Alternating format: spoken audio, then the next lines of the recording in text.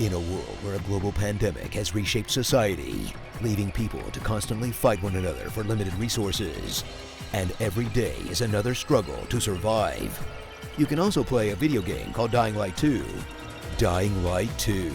Stay human. Experience the sequel to Dying Light, an awkward but somewhat promising game about surviving when parkour was all the rage, to the point that it felt like it was in every video game. Parkour! That attempts to make up for the fact that it's approximately the 4 millionth game you've played about zombies, by being so crammed full of garbage to take up your time that doing it all would take 500 hours. Which is kind of like saying, hey, the DMV is boring, but at least you'll be there for 17 days. Leaving the demographic for this game as people with Alzheimer's and huge fans of first-person platforming. And honestly, if I had to choose between the two, give me Alzheimer's. Take on the role of Aiden, a man whose goal in life is to prove that white men can jump, a protagonist more bland and flavorless than eating a bowl of plain rice with COVID, as he runs through the rooftops in the day completing story missions while zombies deal with their social anxiety, and scavenging buildings at night while the zombies are out at the club or whatever, where instead of encountering more terrifying and powerful enemies like the first game, your nocturnal emissions will mostly be gated by an on-screen timer that will force you to crouch in a room full of black lights for 5 minutes like a college stoner every time you are having too much fun, which occasionally makes for some edge-of-your-seat nail-biting gameplay, but mostly just feels like having a curfew. But Mom, I've been super good. Just let me beat a few more animated courses to death, please? Leap from light post to rooftop in the parkour-packed gameplay that Dying Light is known for, where you'll spend countless hours recreating the daily commute of the average Frenchman, I assume, and only occasionally misjudging a jump and throwing yourself 200 feet to your death.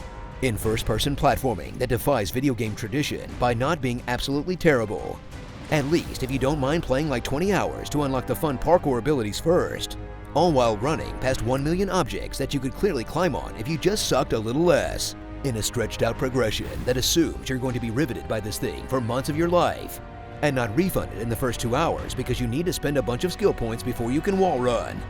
You know, if I wanted to slowly get fitter and more athletic over time, I wouldn't be playing video games.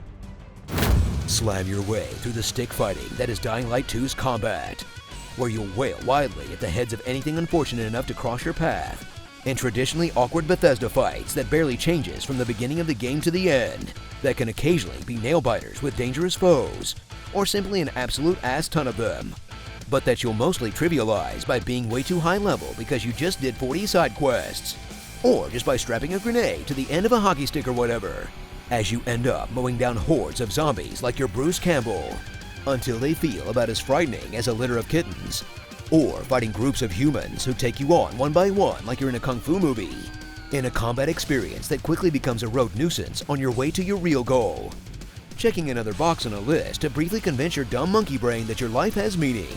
Aw, video games, what would I do without you? Probably develop meaningful skills. Ugh, disgusting.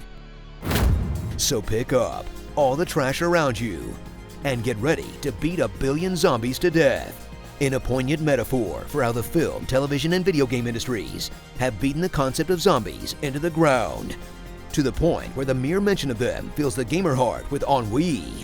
And also, I guess it's a competent video game if you can get past that and the fact that it's also yet another massive open world.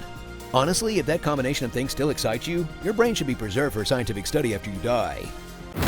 Starring, jumping, jumping, jumping. Ahsoka run up a wall. More jumping, jumping. And a bunch of other characters, probably. I don't know, it's been like 30 hours since I did a story mission.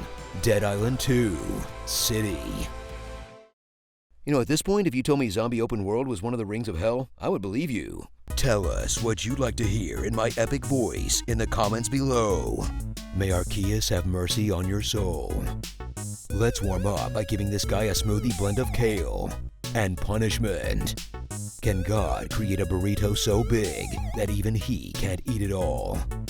The dark side of the Force is a pathway to many abilities some consider to be unnatural. Sir, this is a Wendy's!